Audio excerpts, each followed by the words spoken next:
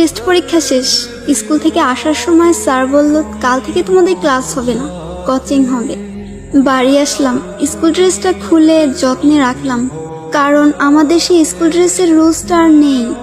এখন যে যার মতো স্কুল ড্রেস পরলেও চলবে, না পরলেও চলবে।